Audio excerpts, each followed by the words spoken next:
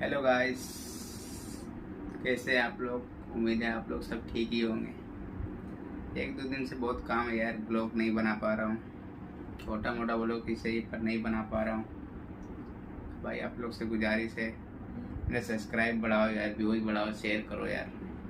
क्या ही कर सकता हूँ भाई। अभी ड्यूटी से आया, बाल वगैरह कटवाया मैं आज जाके थोड़ा टाइम मिला है।